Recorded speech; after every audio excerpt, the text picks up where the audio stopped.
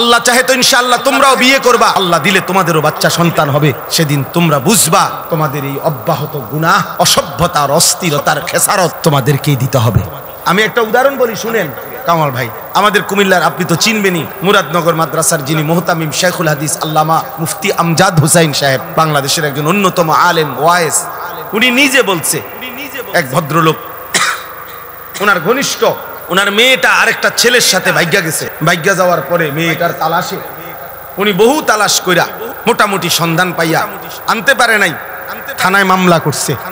কসম আল্লাহর, উনি নিজে বলছে ওই মেয়েটা মেয়ের বাবার কাছে চিঠি লিখছে, এটা চিঠি পাঠাইছে। চিঠির মধ্যে মেয়ে স্পষ্ট লিখছে, আপনারা দুইজন যে কাজটা করেছিলেন অবিকল আমি তো তাই করলাম, এখন আমার বেলায় পুলিশ পাঠালেন কেন? আমার বেলায় থানায় মামলা কেন? আপনারা বাপ মাও তো ভাগ্যা গিয়েই বিয়ে করছেন, এখন আমার বেলায় থানায় পুলিশ পাঠালেন কেন? মামলা দিলেন কেন? ওই বাবা অঝরে কাঁদছে যে হ্যাঁ, আমার সন্তান আমার বেইজ্জতি আমারে শোধ দিয়া দিল, আমার পাপ আমারে বুঝাই দিল, ফিরাই দিল। এই জন্য প্রিয় সন্তান মনে রাখো, আমার কাছে আরবি কিতাব আছে, ইমাম ইবনুল কাইয়িম আল জাওজি রাহমাতুল্লাহ আলাইহির কিতাব আদ-দা ওয়াদ-দাওয়া কিতাবের নাম। এই কিতাব রোগ এবং তার ঔষধ, গুনাহের ব্যাপারে, অনেক গুনার ব্যাপারে উনি আলোচনা করছেন। তো ওইখানে জিনা ব্যভিচার, নারীর সাথে অসভ্যতা, অশ্লীলতার ব্যাপারে যে আলোচনা করছেন, ওইখানে একটা বাণী আছে, আমি দাগ দিয়ে রাখছি। ইমাম শাফিঈ রাহমাতুল্লাহি আলাইহি বলছে, বিশ্ববিখ্যাত ইমাম, চার মাযহাবের একজন ইমাম, হানাফি শাফিঈ আমরা বলি না, এই ইমাম শাফিঈ রাহমাতুল্লাহি আলাইহির একটা বাণী, উনি বলছেন আয-জিনা কারজুন।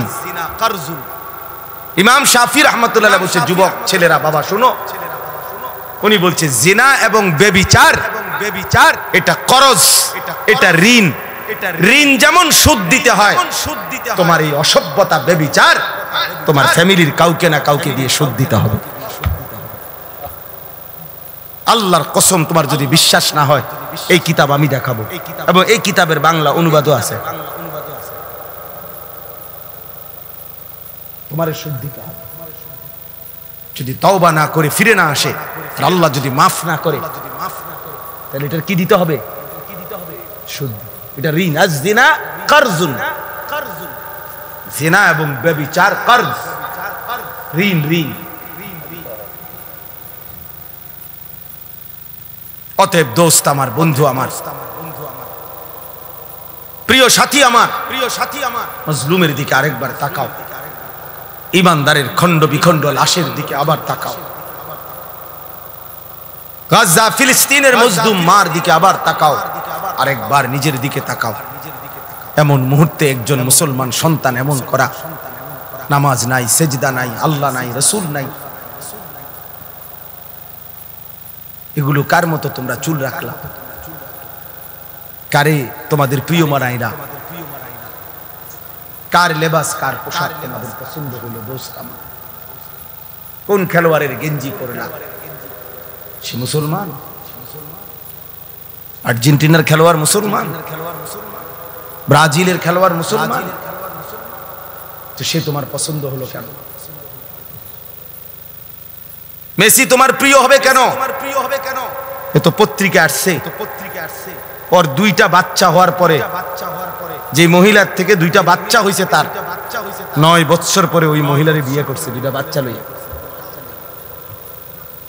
হ্যাঁ, এটা তো আমি নিজ চোখে দেখছি ব্যাপারে। 9 বছরের অবৈধ মেলামেশায় দুইটা বাচ্চা হয়েছে, এরপরে 2 বাচ্চা লইয়া হে ওই মহিলারে বিয়ে করছে। 9 বছর পরে বাচ্চা হয়েছে, আরো 9 বছর আগে। এত বড় অসভ্য কোন মুসলমানের সন্তানের মডেল হইতে পারে? তো তোমার চুল তার মতো হবে কেন? সামান্য বিবেকও কি থাকবে না মিয়া? বলো, হাইসো না বাপ, হাইসলে মনে রাখো তুমি প্রতিবন্ধী। মূলত তোমার তার সিরা, এই জন্য কোনো কথাই তোমার উপরে আসর করে না, কারণ মাতাল এমনই হয়, যার তার সিরা পাগল সে সব কথাই হাসে, কারণ তার তো তার সিরা নাই, তো বিবেকের দংশন থাকা উচিত,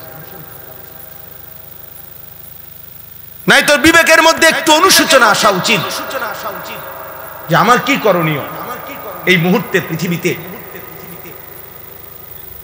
১৬ লাখ সাহাবী মানে ১,২৫,০০০, তাহলে আরো কিছু কম বেশ হইতে পারে। এখন গোটা পৃথিবীর কোন কিতাবে এই ১৬ লক্ষ সাহাবীর নাম আসেনি, নাই। ৩১৩ জন বদরি সাহাবীর নাম, বদরের যুদ্ধের অংশগ্রহণকারী, ওনাদের নাম একসাথে পাওয়া যায়। আর আলাদা আরো সাহাবীদের নাম কিছু পাওয়া যায়, সব তালাশ করলে তো হয়তো যদি ১,০০০ হয় বা ২,০০০ হয়, একের ধরে নিলাম ৫,০০০ সাহাবীর নাম তালাশ করে খুঁজা পাওয়া গেল, তো বাকি যে ১,২০,০০০ সাহাবীর নাম পৃথিবীর কেউ জানে না, ওই শুধু আরাফ হজ্জের ময়দানে ওনারা ব্যর্থ সবাই। তাহলে এটা বোঝা উচিত, সফলতা কিংবা ব্যর্থতার জন্য সংখ্যাও কোনো বিষয় না। যেমন কোরআন শরীফে সূরা ইয়াসিনের মধ্যে আছে ৩ জন রাসূল আল্লাহ তাআলা একটি এলাকায় পাঠাইছেন, এক এলাকায় ফাআযাজনা বিসালিসিন ফাকালু ইন্না ইলাইকুম মুরসালুন। ৩ জন মোট, এই ৩ জন রাসূল একটি এলাকায় দিবানিশি আল্লাহর দাওয়াত দিয়ে, কালেমার দাওয়াত দিয়ে ওনাদের হাতে কালেমা পড়ছেন, গ্রহণ করছেন শুধু একজন। কয়জন? একজন মাত্র, একজন। ওয়াজা মিন আকসাল মাদিনাতে রাজুলুন, সিরফ একজন, একজন মাত্র ব্যক্তি কালেমা পড়ছে। ৩ জনের দাওয়াত, ৩ জন রাসূলের দাওয়াত। তাইলে ইনারা এই ৩ জনের দাওয়াত মাত্র একজন গ্রহণ করলো, তাহলে ওনারা ব্যর্থ? এটা বোঝা উচিত, এটা বুঝলে সহজ। এজন্য সংখ্যা কোনো বিষয় না, মহান আল্লাহ পাক রব্বুল আলামিন গ্রহণ করলো কিনা সেটা বড় বিষয়। নবী সাল্লাল্লাহু আলাইহি ওয়াসাল্লাম বলছেন, ফাওয়াল্লাহি লা আন ইয়াহদিয়াল্লাহু বিকা রাজুলান ওয়াহিদান খায়রুন লাকা মিন হুমুরিন নাআম। আল্লাহর কসম, নবীজি বলছেন আল্লাহর কসম, তোমার দ্বারা যদি একজন ব্যক্তি হেদায়েত পায়, আল্লাহর পথ পায়, আখিরাতের সন্ধান পায়, নবীজি বলছেন তাহলে এটাই গোটা আরবের সমস্ত দামি ওট তোমারে হাদিয়া দেওয়ার চাইতে কোটি গুণে উত্তম। কয়জন ভাইয়া? একজন, রাজুলান ওয়াহিদান, একজন ব্যক্তি, একজনের ফিকিরে, এক আল্লাহর বান্দার বদলানোর ফিকিরে আল্লাহর কথা বলা দরকার। আমাদের যেখানে এখানে যারা উঠতি বয়সের কোন ইমাম সাহেব আছেন, আপনাদের জন্য এটা সবক। আপনারা যদি এটা ভাবতেন, বুঝেন, ইনশাআল্লাহ উম্মতের আরো ফায়দা। নওজোয়ান আলেম যারা উঠতি বয়সের, তাদের জন্য এটা সবক। আমি ওয়াজ করলে শুনবে কয়জন? হ্যাঁ, আমার ওয়াজ শুনবে কয়জন? না, এটা তো আপনারা বলে নাই, আপনারা তো কোনো সংখ্যা বাইদা দেয় নাই। কোরআন সুন্নাতে যে 50 জনের কম হইলে ওয়াজ শুরু করবা না, সাবধান, কবিরা গুনাহ। কথা বলেন না কেন? 48 জন হইলেও কি করবা না? না, সাবধান, মাইকে হু দিবা না। এমন কোন বিধান আছে?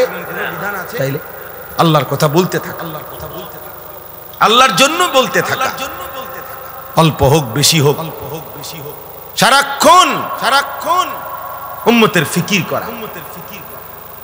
আমাদের দাওয়াত ও তাবলীগের বিশ্ববিখ্যাত মুরব্বী হযরত মাওলানা আহমদ লাট সাহেব দামাত বারাকাতুহুমুল আলিয়া, তিনি বলছেন রাসূলুল্লাহ সাল্লাল্লাহু আলাইহি ওয়াসাল্লাম এবং সাহাবায়ে কেরামের প্রত্যেকের দিলের মধ্যে এই ফিকির ছিল কিভাবে আল্লাহ পাকের এক এক বান্দা জাহান্নাম থেকে মুক্তি পাবে,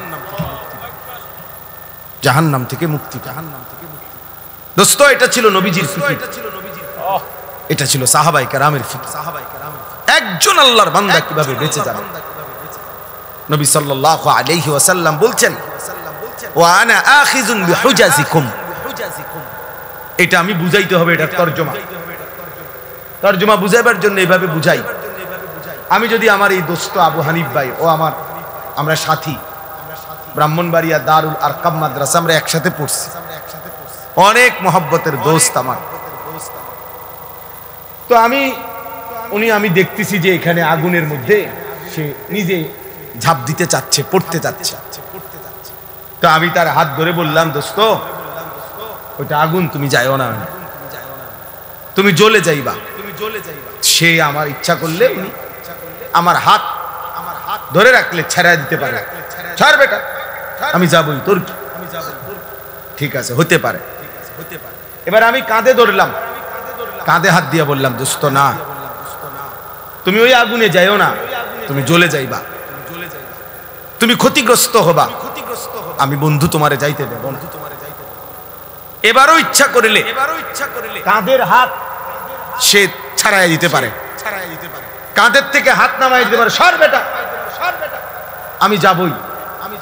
আচ্ছা, এইবার যদি আমি এইভাবে কোমরে জড়াইয়া ধরি, কোমরে যে না দোস্ত আমি তোরে যাইতে দেব না, ওই আগুনে পড়তে দেব না, তাইলে ছেলেরা বাবা তোমরা শোনো, তাইলে নিয়ম কি? হাতের বাঁধন ছেড়ে দেওয়া যায়, কাঁধের থেকে হাত ফেলে দেওয়া যায়, কিন্তু কোমরে যদি কেউ জড়াইয়া ধরে এখান থেকে ছুটে যাওয়া কঠিন কিনা? কথা বলেন না, অনেক কঠিন, অনেক কঠিন। খোদার কসম নবী বলছে, ওয়া আনা আখিযুন বিহুজাজিকুম। উম্মত, আমি চেয়েছি আমার একটা উম্মতকে এভাবে কোমরে জড়াইয়া ধরে জাহান্নামের আগুন থেকে বাঁচাই। আমি এটা চেয়েছি, আমার এক উম্মত তবুও যেন জাহান্নাম থেকে বেঁচে যায়, জাহান্নাম থেকে বেঁচে। এজন্য নবী সাল্লাল্লাহু আলাইহি ওয়াসাল্লাম দুয়ারে দুয়ারে ঘুরছে, দাঁড়ে দাঁড়ে ঘুরছে, কালেমার ফেরি করছে, কালেমার ফেরি করছে, কখনো উপরে কখনো নিচে, কখনো হাটে ঘাটে মাঠে বাজারে, মেলায় তাবুতে, প্রত্যেক অবস্থায় পাথর মারছে তবুও কালেমার দাওয়াত দিছে, ধাক্কা দিছে তবুও নবী সাল্লাল্লাহু আলাইহি ওয়াসাল্লাম কালেমার দাওয়াত দিছে। আবু জেহেল উটের পচা নারী ভুরি পিঠের উপরে চাপায় দিছে তবুও কালেমার দাওয়াত দিছে। তায়েফের পাথরের আঘাতে সারা দেহ রক্তে রঞ্জিত করে দিছে, এই রক্ত মাখা দেহ নিয়ে হাত তুলে উম্মতের জন্য বদদুয়া করে নাই, বলছে আয় মাওলা মাফ করে দেন। ওরা বুঝে নাই, ওরা আমারে চেনে নাই। আল্লাহুম্মা গফির লিকওমি ফাইন্নাহুম লা ইয়ালামুন। আল্লাহ আমার জাতিকে মাফ করে দেন। ওরা বুঝে নাই, ওরা চিনে নাই, ওরা চিনতে পারে নাই। এইভাবে দোস্ত ছেলেরা বাবারা, নবী সাল্লাল্লাহু আলাইহি ওয়াসাল্লাম চেষ্টা করছেন। তারিখে ইবনে খাল্লিকানের মধ্যে আছে, আরবি কিতাব, নবী সাল্লাল্লাহু আলাইহি ওয়াসাল্লাম আবু জেহেলের কাছে 4000 বার কালেমার দাওয়াত দিয়েছে। 4000 বার শুধু আবু জেহেলকে কালেমার দাওয়াত দিয়েছে। এক ফিকির ছিল, কিভাবে আমার একটা উম্মত বাঁচবে, কিভাবে আমার একটা উম্মত জাহান্নাম থেকে বাঁচবে, আল্লাহকে পেয়ে যাবে। একজনের ফিকির করছে, 10 জনের ফিকিরও করছে, কখনো একজনের কাছে, কখনো 10 জনের কাছে, আবার কখনো 1.25 লক্ষ সাহাবীর সামনেও নবীজি কথা বলছেন। কবি আরশ पर कभी फरश पर, कभी उनके दर कभी दर बदर, गमे आशिकी तेरा शुक्रिया मैं कहां कहां से गुजर गया, कभी हो रास्तू में तन्हा, कभी हो गुरूदे सहरा, मैं जुनू का हम सफर हो मेरा कोई घर नहीं है। रसूलुल्लाह सल्लल्लाहु अलैहि वसल्लम যেন বলতেন এটা, মেরা কোই ঘর নেই হ্যাঁ, আমার কোনো ঘর নাই, উম্মতের দুয়ারি আমার ঘর, উম্মতের দুয়ারি আমার ঘর। কবি হো রাস্তু মে তন্হা, কখনো রাস্তায় আমি একাকী ঘুরছি, আল্লাহর কথা ফেরি করছি, কখনো শূন্য মরুভূমিতে একাই হাঁটছি, উম্মতের জন্যই চোখের পানি ফেলছি, চোখের পানি ফেলছি, চোখের পানি ফেলছি। এই জন্য ভাইয়া এই আজকের এই মাহফিলের ইন্তজাম যারা করছেন, আমার প্রথম কথা এটা, এই ফিকির কলিজার মধ্যে থাকতে হবে আমাদের। মুসলমানের এই নওজোয়ান, এরা নামাজ পড়বে শতভাগ কোন দিন? আমাদের এই যে ভরপুর ছেলে, আলহামদুলিল্লাহ এখন রাত 12:09 বাজে, রাত গভীরে যারা আল্লাহর কথা শুনতে বসছে, তারা ইচ্ছা করলে তাদের কলিজার ভিতরে যদি আল্লাহর মহব্বত কলিজা ছিঁড়ে বুঝানো যাইতো, তারা আজকের 5 ওয়াক্ত নামাজের সেজদাও দিত। কিন্তু প্রিয় বন্ধু, তোমরা ইনসাফ করো। অনেক ছেলে তোমরা আলহামদুলিল্লাহ এত রাত বসছো, এক মৌলবীর বয়ান শুনতা, কিন্তু এমন অনেকেই আছো যারা আজকের সারা দিনে 5 ওয়াক্ত নামাজের 1 ওয়াক্ত নামাজও পড়ো নাই।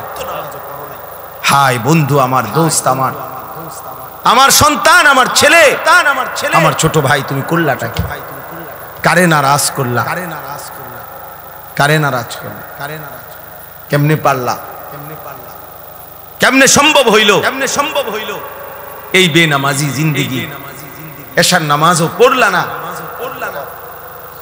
এই অবস্থায় দোস্ত যদি ঘুমাও, অনেকে রাত ভোর জেগে জেগে নারী দেখো, ছবি দেখো, মোবাইলের অস্থির দৃশ্য দেখো, নারী আর ছবি দেখে প্রিয় বন্ধু ছেলেরা শরীর তো নাপাক হয়, হারাম বীর্যপাত হলে শরীর তো নাপাক হয়। তো এশার নামাজও পড়লা না, শরীরটাও নাপাক, এই অবস্থায় ঘুমায় রইলা। আমার বন্ধু, যদি এই রাত আর ভোর না হয়, এই ঘুম যদি আর না ভাঙে, আল্লাহর কসম, গতকালকের পত্রিকা তো আসছে, ফিলিস্তিনি এক 6 বছরের বাচ্চা, সে সাক্ষাৎকার দিছে, আমি আমার বন্ধুদের সাথে খেলতেছিলাম, হঠাৎ করে বোমা পড়ছে, আমি বেহুশ হয়ে গেছি। আমার যখন হুঁশ আসছে, 6 বছরের মাসুম বাচ্চা বলতেছে, আমি হুঁশ ফিরে আসার পরে দেখি আমার ডান হাতটা নাই, আমার হাত আমার কাছে নাই, আমি আর হাত খুঁজে পাই নাই। কত অনাথ, কত অসহায়, কত বাচ্চা বাবার স্নেহ, মায়ের আদর থেকে বঞ্চিত। প্রিয় বন্ধু, প্রিয় ছেলেরা আমার, বাবারা আমার, ইনসাফের সাথে ভাইবো। এই পৃথিবীতে এই মুহূর্তে রানিং মুসলমানের পবিত্র লাশ বোমার আঘাতে উপরে উঠে টুকরা টুকরা হয়ে ছিন্ন ভিন্ন হয়ে গেছে। ফিলিস্তিন যেন আরেকবার উহুদের ময়দান দেখাইছে যুবক, সেই আমিরে হামজার পবিত্র লাশ যেভাবে উহুদের যুদ্ধের মধ্যে কাইটা টুকরা টুকরা করা হয়েছে, ফিলিস্তিন গাজার জমিনে আবার ইমানদার মুসলমান ওইরকম ছিন্ন ভিন্ন লাশ দেখাইছে। এমন দুর্বিষহ মুসলমানের যখন হালাত, মা যখন কাঁদে, শিশু যখন কাঁদে, রক্তের উপরে যখন ইমানদার গড়াগড়ি খায়, এই যুবক, এই অবস্থায় তুমি উলঙ্গ ছবি দেখো, মোবাইল দেখো, নাচ দেখো, একটা সেজদা দাও না, এটা ইনসাফ না যুবক, এটা মুসলমানের বাচ্চা হইতে পারে না, এটা ইমানদারের সন্তান হইতে পারে না। বেটা তুই, বেটা তুই কোনো মানুষের বাচ্চা না, মানুষের বাচ্চা না। তোর ভিতরে কোনো ইনসানিয়ত বলতে, মনুষ্যত্ব বলতে বলতে কিচ্ছু নাই বেটা, তোর কিচ্ছু নাই বেটা।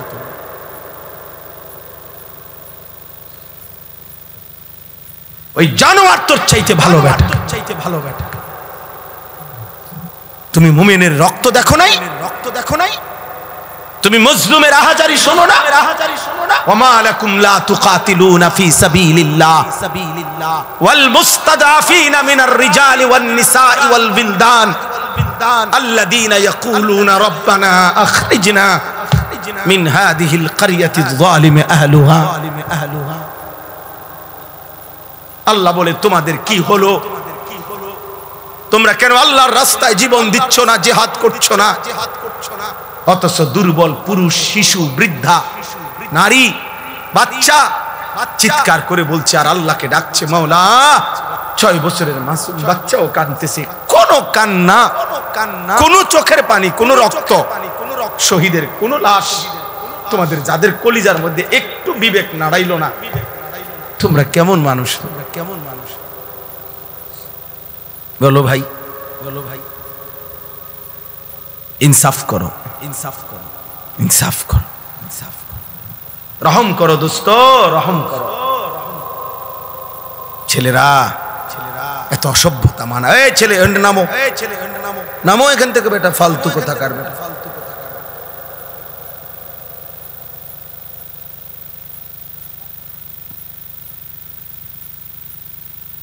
বলো মিয়া, বলো মিয়া, ইনসাফ করো তোমরা, ইনসাফ করো। আমার কথায় রাগ হইও না, ইনসাফ করো। ইনসাফ, মুসলমানের সন্তান এমন হওয়ার কথা ছিল, ইমানদারের সন্তান এমন হওয়ার কথা ছিল না। একজন মুসলমান, যার বাবা মুসলমান, মা মুসলমান, যার বংশ মুসলমান, যার রক্তে ইসলাম, রক্তে ইসলাম, এইভাবে আল্লাহকে ভুলে, এইভাবে আল্লাহকে ভুলে, এইভাবে আল্লাহকে ভুলে, এভাবে কিভাবে আল্লাহকে ভুলে, কিভাবে আল্লাহ। আমি দাঁড় করাইতে পারবো তো ভাইয়া এখন? তোমরা যারা আজকের সারাদিনে এক ওয়াক্ত নামাজ পড়ো নাই, আমি তো দাঁড় করাইতে পারবো। চেহারা দেখলে বোঝা যায় বেনামাজি। মুসলমানের সন্তান, বাপ, কার মতো চুল রাখলা বাবা? যে বেঈমান তোমার, যে বেঈমান তোমার মার বোনের উপর জুলুম করছে, যে বেঈমান তোমার ইমানদার ভাইয়ের রক্তে জমি ভাসায় দিছে, তুমি তার মতো সাজলা? ছি ছি ছি। মুসলমান এত নির্লজ্জ হয় কেন? নির্লজ্জ হয় কেন? ইমানদার এত আত্মমর্যাদাহীন হয় কিভাবে? মনে রাখেন, সবাই এবার বলি, বিজয় ফিলিস্তিনেরই হবে। এই 1450 বছরের ইতিহাসে কখনোই কোনো কালে সম্মুখ যুদ্ধে, মুখোমুখি লড়াইয়ে চূড়ান্ত ভাবে কোনো বেঈমান কখনোই জিতে নাই, ইমানদার কখনোই হারে নাই। আল্লাহ চাহে তো ইনশাআল্লাহ তোমরাও বিয়ে করবা, আল্লাহ দিলে তোমাদেরও বাচ্চা সন্তান হবে। সেদিন তোমরা বুঝবা তোমাদের এই অব্যাহত গুনাহ, অসভ্যতার, অস্থিরতার খেসারত তোমাদেরকেই দিতে হবে। আমি একটা উদাহরণ বলি, শুনেন কামাল ভাই।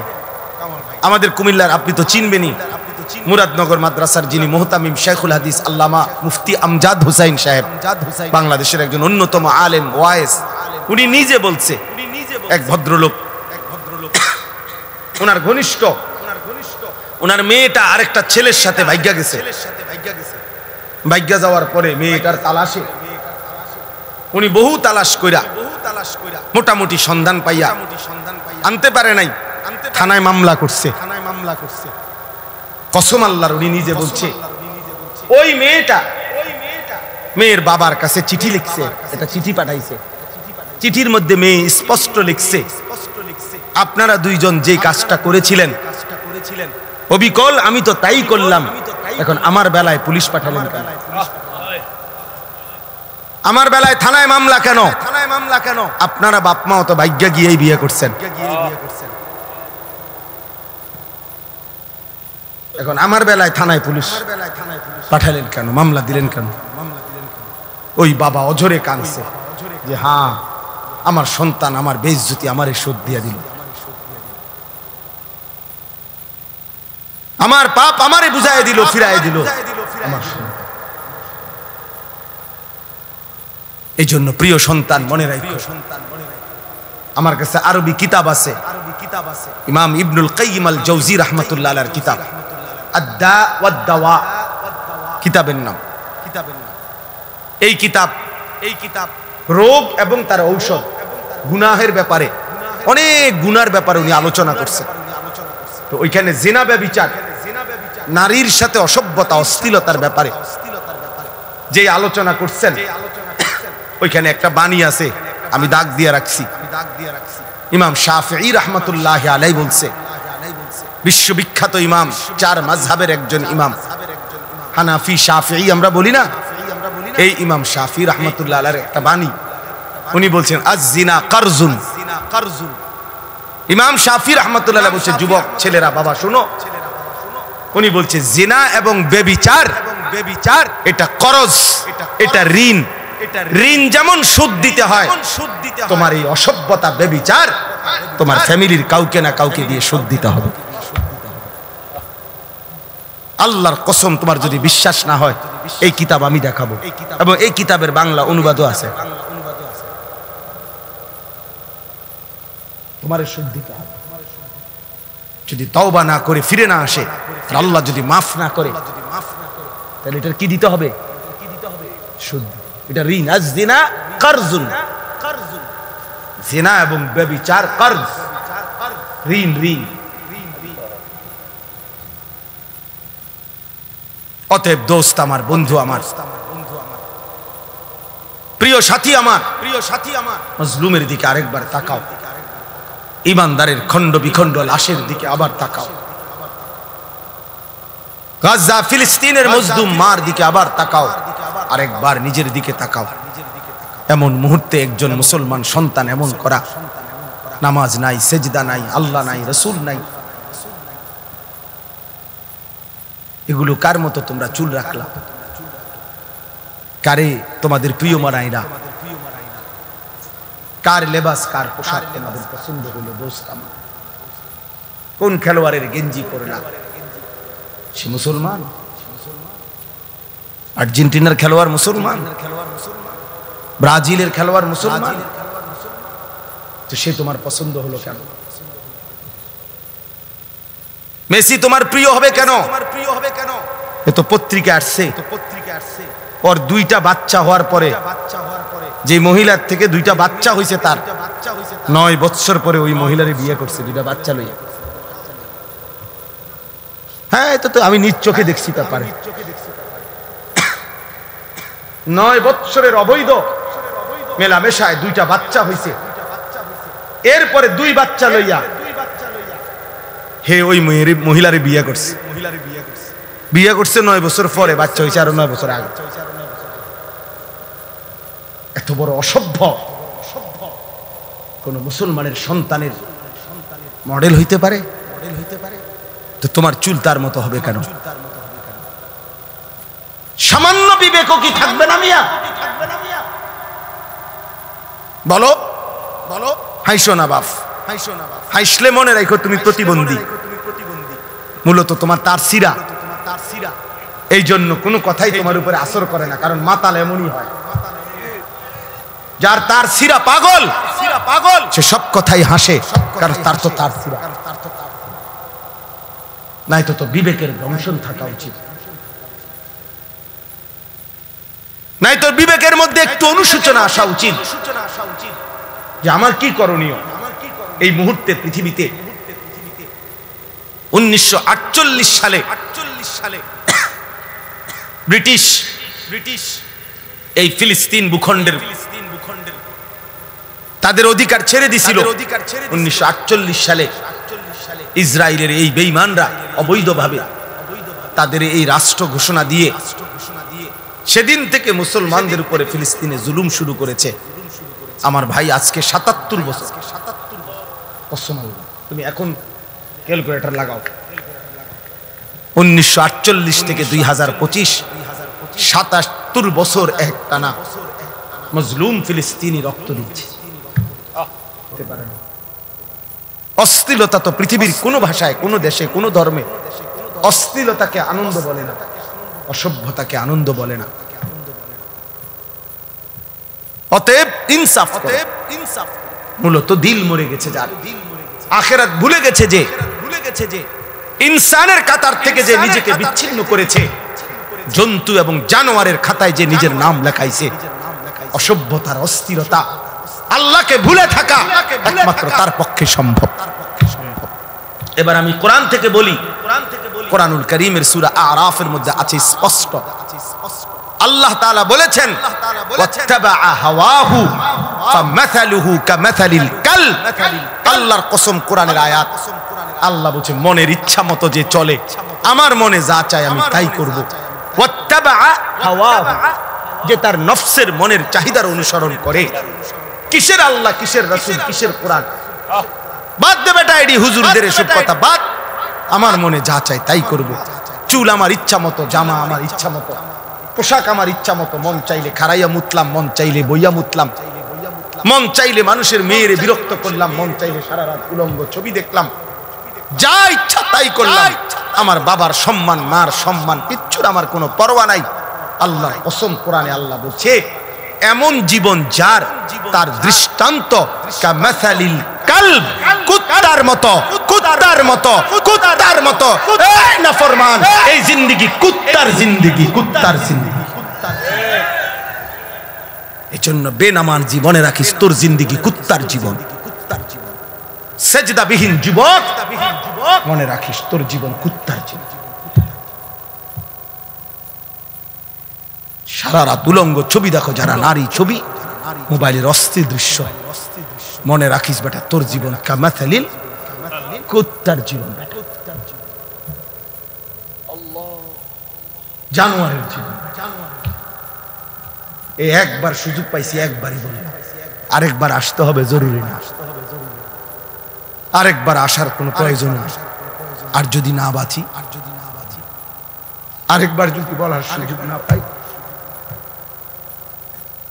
একবারই বললাম। প্রিয় বন্ধু, ফিরে আস। প্রিয় নওজোয়ান মুসলমানের এই বিপদে তুমি না দাঁড়াইলে কে দাঁড়াবে? আমাদের মালিককে যদি আমরা ডাক না দেই, আমাদের উপরে সাহায্য কেমনে আসবে? আমাদের মনিবের কাছে যদি আমরা কাঁদি না কাঁদি, আমাদের বিজয় আসবে কিভাবে? আমাদের প্রিয় নবী সাল্লাল্লাহু আলাইহি ওয়াসাল্লাম, এবার রাসূলুল্লাহ সাল্লাল্লাহু আলাইহি ওয়াসাল্লামের জিন্দেগি শুনেন। সবাই শুনতেছেন? ছেলেরা, বাপ তোমরা শুনতেছো? বাপ ভাবতে শিখো ভাইয়া। যত ধমকেই দেই, যত শক্ত কথাই বললাম, দোস্ত আল্লাহর কসম আমি এই বুক চিরে দেখাবো আমি তোমারে ভালোবাসি। আমার জিন্দেগি ছেলেদের জন্য, নওজোয়ানের জন্য, আমার জিন্দেগি, এটা আমার সাধনা, এটা আমার মেহনত, এটা আমার ফিকির, ফিকির আমার। আল্লাহর নবী সাল্লাল্লাহু আলাইহি ওয়াসাল্লাম মাত্র 313 জন সাহাবীকে নিয়ে বদরের যুদ্ধে যখন যুদ্ধের ময়দানে দাঁড় করাইছে, 1000 কাফেরের মোকাবেলায়, হাদিসে স্পষ্ট আছে, নবীজি সাল্লাল্লাহু আলাইহি সাল্লাম তখন সাহাবীদেরকে বললেন, তোমরা দাঁড়াও, যারে যেমনে দাঁড় করাইছি দাঁড়াও, তবে আমি আদেশ না দেওয়া পর্যন্ত যুদ্ধ শুরু করবা না। কথা বুঝছেন কিনা? এই কথা বলে আল্লাহর নবী সাল্লাল্লাহু আলাইহি সাল্লাম পিছনের দিকে আসছে, একটু পিছনের দিকে আসছে আর কি। আয়েশা পাহাড়ের টিলায় নিচে, পাহাড়ের চূড়ার নিচে আল্লাহর নবী সাল্লাল্লাহু আলাইহি ওয়াসাল্লাম সেজদা দিয়ে এক টানা কাঁদতে শুরু করছে। নবী সাল্লাল্লাহু আলাইহি সাল্লাম অঝরে চোখের পানি ফেলতেছেন এই বদরের প্রান্তরে। তখন আল্লাহর নবী সাল্লাল্লাহু আলাইহি সাল্লাম বলছেন, আল্লাহ আমি আপনার কসম করে বলতেছি, ইন তুহলিক হাদিহিল ইসাবা লান তু'বাদা ফিল আরদ। মাওলা, আমার সামান্য পুঁজি, আমার গত 13 বৎসর, আমার গত 13 বৎসরের মক্কার মেহনত, মদিনার 6 মাস বা 1 বছর, আমার এই 14 বছরের কাছাকাছি সময়ের মেহনতে আমার এই 313 জন সাহাবী, আমার পুঁজি আমি দাঁড় করাইছি ময়দানে। এই ছোট্ট সৈন্য, আমার অল্প কয়টা লোক, আজ যদি বদরের এই প্রান্তরে আপনি যদি আমার এই সামান্য বাহিনী শেষ করে দেন, এরা যদি শহীদ হয়ে যায়, তো মনে রাখেন মাওলা, লান তু'বাদা ফিল আরদ, আপনার জমিনে আর আপনাকে ইবাদত করার কেউ থাকবে না।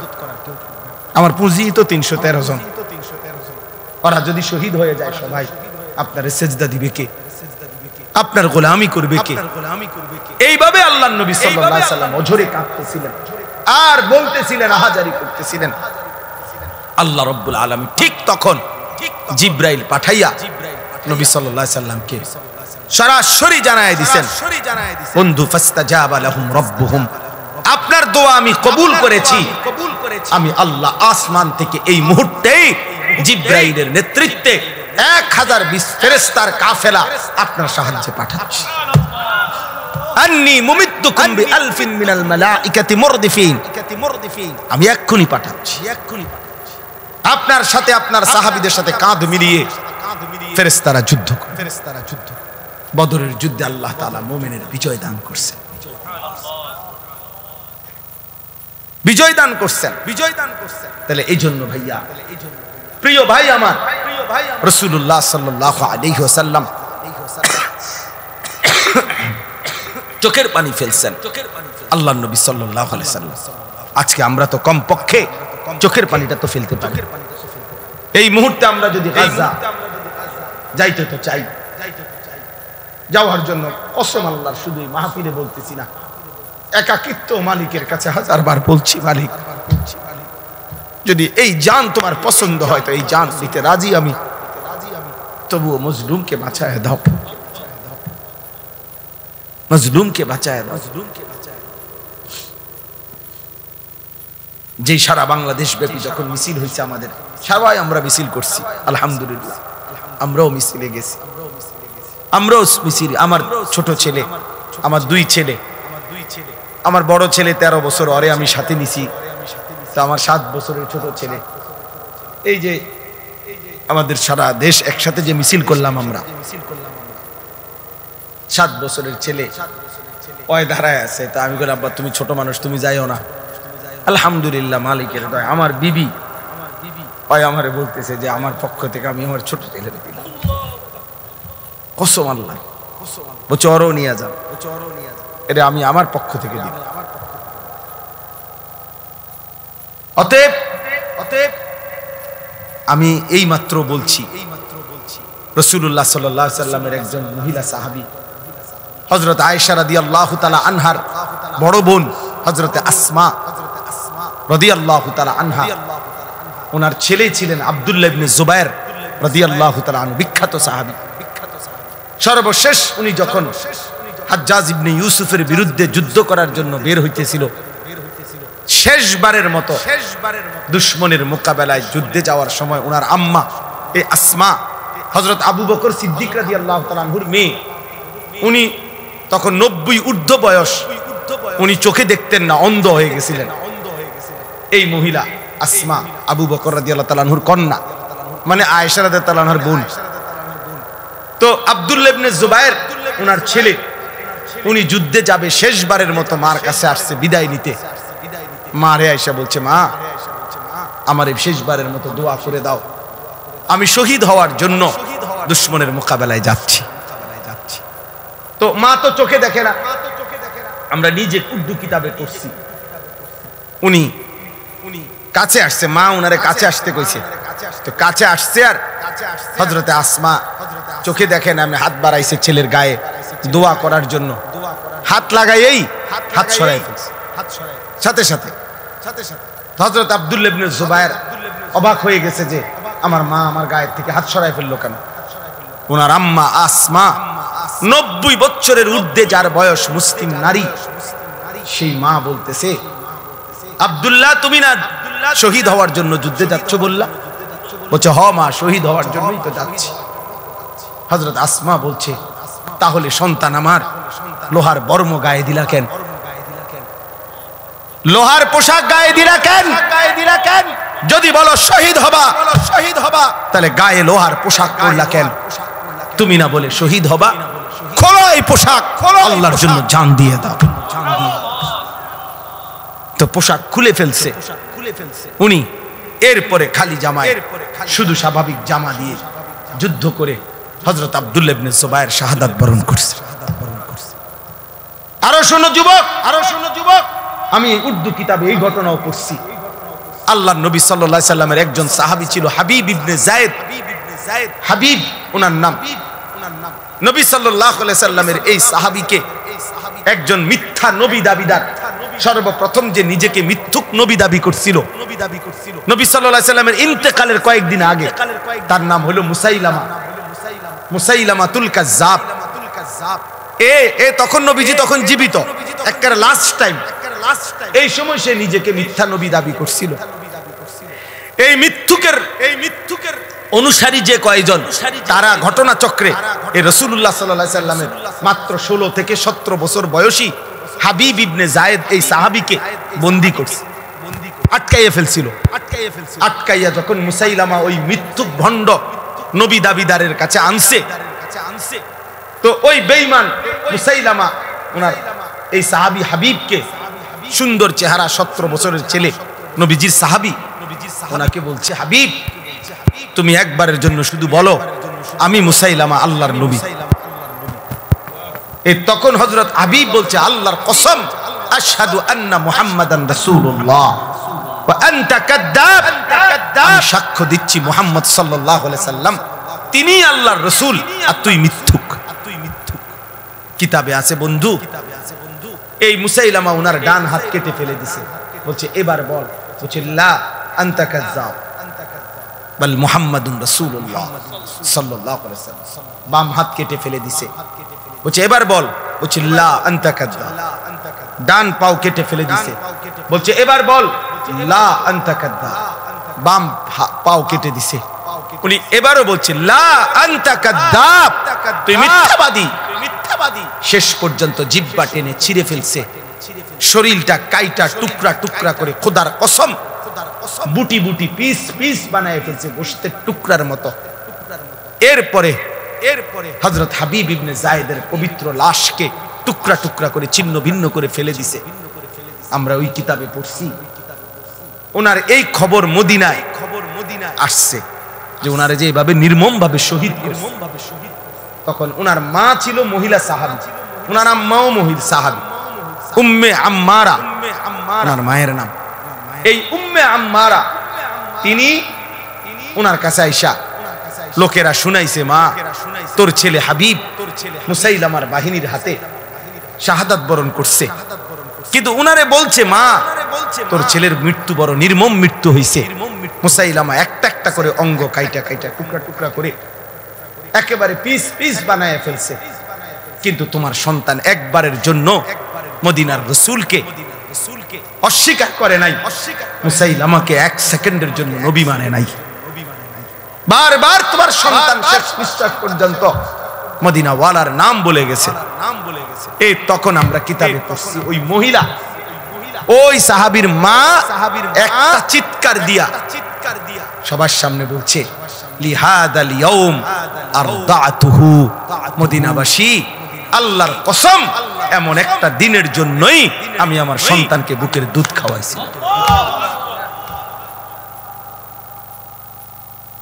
বুকের দুধ খাওয়াইছি। অতএব বাবা, এক মা তার পবিত্র দুধের সৌভাগ্য বলতেছে যে সন্তান আমার দুধের হক আদায় করছে, আমার বুকের দুধের হক আদায় করছে, আল্লাহর জন্য জান দিছে। আজকে তোমাদের মারাও 2 বছর তোমাদেরকে দুধ পান করাইছে, তোমাদের বাবা হাজারো বার তোমাদের মুখে গালে চুমা দিছে, তোমাদের বাবার ঘাম ঝরানো টাকা দিয়ে সংসার চালাইছে। বিনিময়ে মা বাবাকে এত বড় অপমান কইরো না।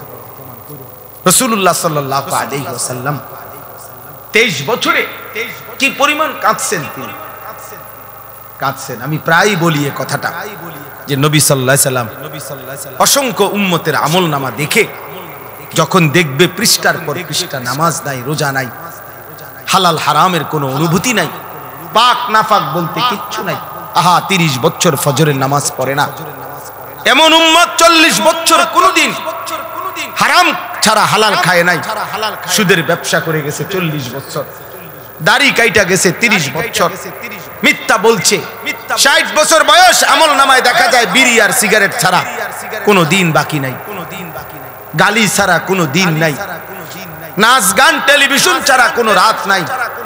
আল্লাহর কসম নবী সাল্লাল্লাহু আলাইহি সাল্লাম ওই উম্মতের দিকে তাকাইয়া চোখের পানি ফেলে নবীজি বলবে, উম্মত আমার 23 বছরের চোখের পানি, আমার তায়েফের রক্ত, আমার উহুদের দান দান শহীদ বিনিময়ে এই আমল নামা।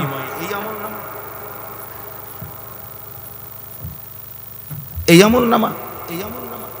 উম্মত তুমি জানো না, তায়েফে আমার এই পরিমাণ পাথর মারছে, যে পাথরের আঘাতে রক্ত ঝরতে ঝরতে আমার পায়ের জুতা পায়ের সাথে জমাট বাইধা গেছে। হযরত যায়েদ বলছে রাসূলুল্লাহ সাল্লাল্লাহু আলাইহি ওয়াসাল্লামের জুতা মুবারক পায়ের সাথে জমাট বাইধা গেছে রক্তে।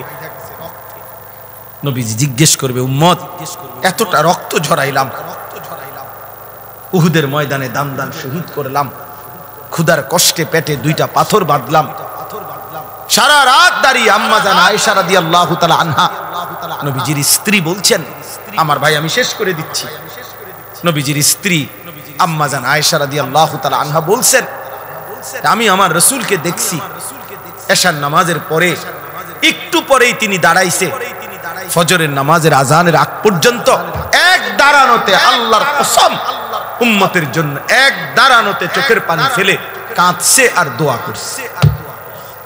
হাত্তা তাওয়াররামাত কাদামাহু, 2টা পাও ফুলে ফুলে গেছে। নবী সাল্লাল্লাহু আলাইহি সাল্লাম এই আমল নামা দেখবে, দেখে বলবে, উম্মত আমার এত চোখের পানি, আমার এত কান্না, তায়েফের এত রক্ত, উহুদের দান দান শহীদ করা, পেটে পাথর বাঁধা, ক্ষুধার কষ্টের বিনিময়ে, এই বিনিময় যদি কোনো বাবা তার ছেলেকে বলে, বাপ গত 12টা বছর আমি তোরে জমি বিক্রি করছি, ভিটা বিক্রি করছি, আমার একটা হালের বলদ ছিল এটা বেচা ফেলছি, আমার একটা মোটরসাইকেল ছিল আমি এটা বিক্রি করে দিছি, তোর মায়ের কদ্দুর গহনা ছিল আমি সেই গহনাটাও বিক্রি করে গত 6 বছর তোর ঢাকা শহরে পড়ালেখার, ইউনিভার্সিটির পড়ালেখার যাবতীয় খরচ আমি বাপ দিছি, বিটাটা পর্যন্ত বিক্রি করে দিছি, বন্ধক দিয়ে দিছি, বিনিময়ে আজ 6 বছর পরে তুই এই কি ফলাফল আনলা, এখানে ফেল। এই বাপ কি কাঁদবে না তখন? বলেন না কেন? নবী সাল্লাল্লাহু আলাইহি সাল্লাম তো জিজ্ঞেস করবে, উম্মত আমার 23 বছরের চোখের পানি, রক্ত, আমার ক্ষুধার কষ্টের বিনিময়ে এই তোমার চুল, এই তোমার পোশাক, এই তোমার আমল নামা, কি জবাব দিবেন? হ্যাঁ কি বলে? এইখানে এই আয়াত আমি পড়ছি, এই আয়াত রাসূলুল্লাহ সাল্লাল্লাহু আলাইহি সাল্লামের জন্মেরও বহু আগে। হযরত ইব্রাহিম আলাইহিস সালাম তিনি আল্লাহর কাছে দোয়া করছেন, আল্লাহ আমি সারাটা জীবন আমি আপনার কাছে আমার ভালোবাসা মহব্বতের পরীক্ষা দিছি। ওয়া ইযিবতালা ইব্রাহিমা রাব্বুহু বিকালিমাতিন ফাআতাম্মাহুন্না, আল্লাহ ইব্রাহিম আলাইহিস সালামকে বহু পরীক্ষা করছে, বহুবার। প্রত্যেক পরীক্ষায় ইব্রাহিম আলাইহিস সালাম গোল্ডেন এ প্লাস পাইছে, ফাআতাম্মাহুন্না, উত্তীর্ণ হইছে ইব্রাহিম আলাইহিস সালাম প্রত্যেকবার। ছোট্টবেলা থেকে নিয়ে এই যতবার পরীক্ষা করছে, প্রতি পরীক্ষায় উত্তীর্ণ হওয়ার পর তাফসীর মাআরিফুল কোরআনে আমি পড়ছি, আল্লাহ তাআলা 70 বার ইব্রাহিম আলাইহিস সালামকে মোট পরীক্ষা করছে। কোন বর্ণনায় আছে 40 বার, কোন বর্ণনায় আছে 30 বার। এই 70 বারের পরীক্ষায় প্রত্যেকবারে তিনি পাশ করছেন। 70 বারের পরে আল্লাহ তাআলার কাছে ইব্রাহিম আলাইহিস সালাম দোয়া করার সুযোগ পাইছিলেন, দোয়া করার, কিছু চাইবার। আল্লাহ বলছিল, ইব্রাহিম 70টা বছর তুমি 70 বার আমি তোমারে পরীক্ষা করেছি, শেষ পর্যন্ত আপন সন্তান জবাই করতে বলছিলাম, সেটাতেও তুমি পাশ করছো। আমার ঘর বানাইতে বলছি, সেটাতেও পাশ করছো। যাও ইব্রাহিম, এবার কিছু আমার কাছে চাও, আমি দিমু তোমারে। ইব্রাহিম আলাইহিস সালাম তখন আল্লাহর কাছে বলছিলেন, আল্লাহ আমার জীবনের এই 70টা পরীক্ষার বিনিময়ে, সারা জীবনের আপনার কাছে আমি যা পরীক্ষা দিয়ে পাশ করছি, সবগুলো ভালো ফলাফলের বিনিময়ে আমি আপনার কাছে শুধু একটা জিনিস চাই। কয়টা? একটা জিনিস। মজার বিষয় হলো, মাওলা সবকিছুই আপনার কাছে আছে অনেক, আমি যেটা চাই সেটা আপনার কাছেও আছে একটা। আপনার কাছেও আছে এক পিস। আমি জানি মাওলা, আমি যেটা চাইবো এখন আমার সারা জীবনের পরীক্ষার বিনিময়ে, ওইটা আপনার কাছে আছেই একটা, আপনার কাছে আরেকটা নাই আমি জানি। আমি ওইটাই, আপনার কলজাটা চাই। আমি আপনার ওই একটা প্রিয় ধন আমার দরকার, আমি ওইটা নিব। আল্লাহ বলছে বলো না ইব্রাহিম, দিমু যেহেতু সিদ্ধান্ত নিছিয়ে তোমার আজকে কও, যাও যেটাই চাও, যত প্রিয়ই হোক, যত প্রিয় আমি দেব ইব্রাহিম, বলো তুমি।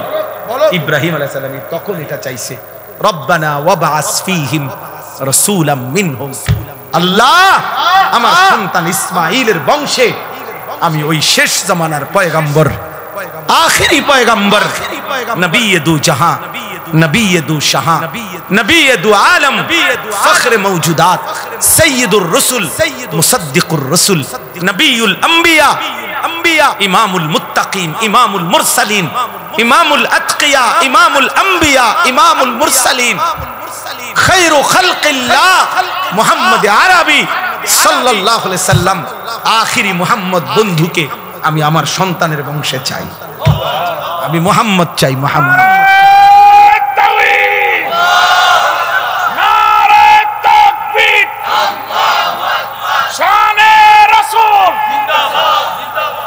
বুঝছুনি ভাইয়া, রব্বানা ওয়াবআস ফীহিম রাসূলাম মিনহুম, আল্লাহ আমি ওই কলজাটা চাই, আমি আখেরি রাসূল চাই, শেষ পয়গম্বর চাই, আমি বন্ধু মুহাম্মদকে চাই সাল্লাল্লাহু আলাইহি ওয়াসাল্লাম। এখন নবী সাল্লাল্লাহু আলাইহি ওয়াসাল্লাম আখেরি নবী, নবী মুহাম্মদ সাল্লাল্লাহু আলাইহি ওয়াসাল্লাম মহান আল্লাহ পাকের কাছে কয়জন? একজন। হুসনে ইউসুফ দমে ঈসা, ইয়াদে বাইদা দানি, আঁচে খুবা হামাদারান তু তনহা দার। আল্লামা ইকবাল বলছে, হে নবী মুহাম্মদ, সোয়া লক্ষ আম্বিয়ার, সব নবী সব রাসূলের যত গুণ, যত বৈশিষ্ট্য, যত মুআজিজা সব আলাদা আলাদা করে খুঁজে দেখছি, আপনি একা বন্ধু, আপনার মাঝে সব একসাথে খুঁজে পেয়েছি। আছে খুবা হামাদারান তু তনহা দারি, আপনি একাই সব, আপনি একাই সব, আপনি একাই সব, আপনি একাই সব, আপনি একাই সব। এজন্য আমরা লাকাদ মান্নাল্লাহু আলাল মুমিনিনা ইয বাআসা ফীহিম রাসূলাম মিন আনফুসিহিম, আমাদের জীবনের সবচেয়ে বড় অর্জন আমরা আখেরি রাসূল পেয়েছি। আমাদের জীবনের সবচেয়ে বড় পাওয়া বন্ধু আমরা আখেরি নবীকে পেয়েছি। অতএব আমার শেষ কথা এটা, আল্লাহ বলছে বন্ধু, ইব্রাহিম আলাইহিস সালাম বলছে মাওলা আমি কেন চাই মুহাম্মদ সাল্লাল্লাহু আলাইহি সাল্লামকে আমার সন্তানের বংশে, ইয়াতলু আলাইহিম আয়াতিকা, সে আপনার কালাম তেলাওয়াত করে পরবর্তী বংশধরকে শোনাবে, ওয়া ইউআল্লিমুহুমুল কিতাবা ওয়াল হিকমা, কোরআন এবং সুন্নাহর আলোকে আপনার বান্দাদের জীবন গড়ে দিবে, ওয়া ইউযাক্কিহিম, আপনার বান্দার কলিজাটা পাক সাফ করে পবিত্র করে দিবে। ইন্নাকা আনতাল আজিজুল হাকীম, আমি জানি মাওলা আপনি সবটা ক্ষমতা রাখেন, আপনি মহাপ্রজ্ঞাময় শক্তিশালী। এজন্য এই আয়াত পড়ার উদ্দেশ্য হলো এই শেষ কথা আমার, আমরা শ্রেষ্ঠতম নবীর উম্মত, আখেরি রাসূলের উম্মত। অতএব আমাদের ঈমান, আমাদের আমল, আমাদের তাকওয়া, আমাদের ইখলাস আরো বেশি হওয়া উচিত। শেষ জামানার নবী, আখেরি নবীর উম্মত হিসাবে আমাদের আত্মমর্যাদা আরো বেশি হওয়া উচিত।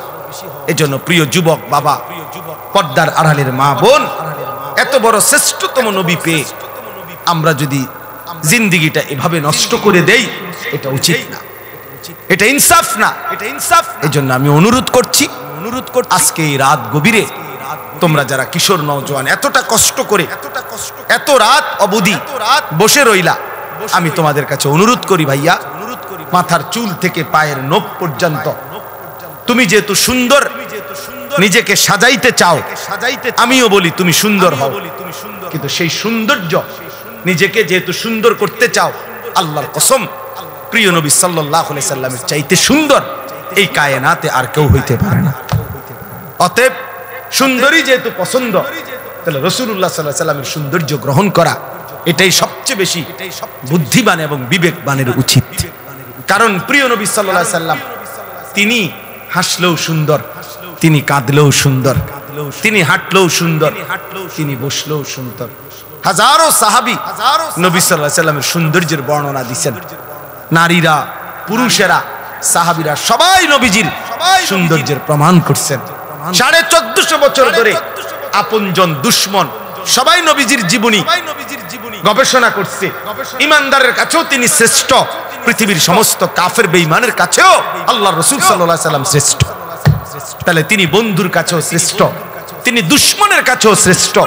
আমাদের নবীর চাইতে শ্রেষ্ঠ কোন দিক থেকে এই পৃথিবীর কোন বেঈমানও কাউকে এই পর্যন্ত প্রমাণ করতে পারে নাই। তাইলে শ্রেষ্ঠতম রাসূল আমার থাকতে তুমি বেঈমানের মতো সাজবা কেন? কেন তুমি সুন্নাত ছেড়ে দিবা? কেন তুমি আল্লাহর রাসূল সাল্লাল্লাহু আলাইহি সাল্লামকে ছেড়ে দিবা? অতএব একটা যুবক যদি বুঝো, আমি তোমার জন্য বললাম, আমি একজনের জন্য বললাম, আল্লাহ তাআলা আমাদের প্রত্যেককে কবুল করে নেন। ছেলেরা, বাবা, আল্লাহর ওয়াস্তে বাপ, তোমরা আখলাক সুন্দর করো, তোমরা তোমাদের এই চুল স্বাভাবিক বানাও, তোমরা দয়া করে আল্লাহর ওয়াস্তে বন্ধু এই চুল চারিদিকে সমান করে কাটো। এগুলা দাজ্জালের চুল। এই দাজ্জাল ইহুদিদের খোদা। এখানে পরিষ্কার হাদিসে আছে ভাইয়া, ইহুদিরা যাকে খোদা মনে করে সে দাজ্জাল, দাজ্জাল। আর আল্লাহ রাসূল সাল্লাল্লাহু আলাইহি সাল্লাম বলছে দাজ্জালের চুল হবে এলোমেলো। একেবারে বিশুদ্ধ হাদিস। স্বাভাবিকতার পরিপন্থী যত চুল এগুলা দাজ্জালের চুল। খোদার কসম, রব্বে কাবার কসম, এই মসজিদের ঘরের মালিকের কসম, আল্লাহ রাসূল সাল্লাল্লাহু আলাইহি ওয়াসাল্লাম বলছে দাজ্জালের চুল হবে স্বাভাবিকতার পরিপন্থী। এজন্য এই চুল রাখো না, এই চুল রাখো না, তুমি দুশমনের খপ্পরে পড়ে যাবে। দয়া করে ফিরে আসো, নামাজ পড়ো, 5 ওয়াক্ত নামাজ, ফজরের নামাজ পড়ার চেষ্টা করো। ইনশাআল্লাহ তোমাদের হাতেই আগামী দিনের ইসলামের বিজয় হবে। হ্যাঁ হ্যাঁ, যেই যুবকের হাতে যদি, নওজোয়ানের হাতে যদি জালেম ভাগতে পারে, নওজোয়ানের হাতে কালেমার পতাকা উড়বে ইনশাআল্লাহ। বাংলাদেশেও ইসলামের পতাকা উড়বে ইনশাআল্লাহ। এজন্য আমি উদাত্ত আহ্বান জানিয়ে আজকের এই সুন্দর আয়োজন শেষ করলাম। আল্লাহ তাআলা আমাদের সকলকে ঈমান, আমল, তাকওয়া, রাসূলুল্লাহ সাল্লাল্লাহু আলাইহি ওয়াসাল্লামের সুন্নাতের মুহাব্বত দান করেন। আমিন। সুবহানাল্লাহি ওয়া বিহামদিহি।